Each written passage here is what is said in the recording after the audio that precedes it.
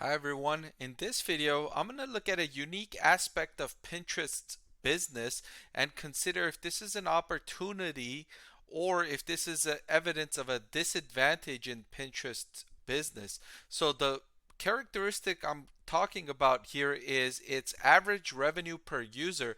If we look at Pinterest average revenue per user here, this figure third quarter 2022 global average revenue per user was $1.56.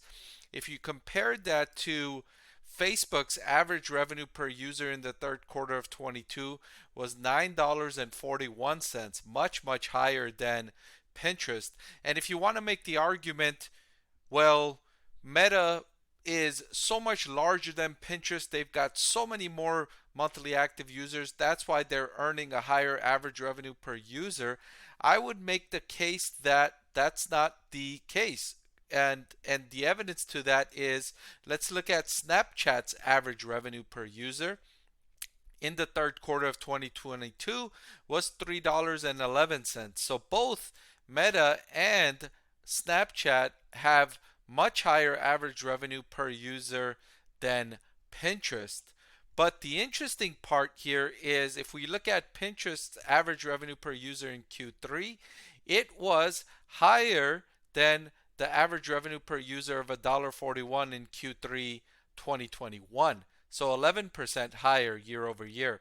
But if you look at Meta, its third quarter 22 revenue, average revenue per user, was down from the third quarter 21 average revenue per user of $10. And that's also the case for Snapchat's third quarter 22 of 311 compared to third quarter 21 of $3.49, down 11% year over year. So if we compare among the social media companies that I have listed here, among Meta platforms, Snapchat, and Pinterest, Pinterest is the only one with increasing year over year average revenue per user in the third quarter of 22. So that goes a long way for investors in being able to have hope in the fact that Pinterest can close that gap between Snapchat and Meta platforms. And let's look again just to see how wide that gap is. From $1.50 here to $9.40 for Meta for Facebook and to $3.11 to Snapchat.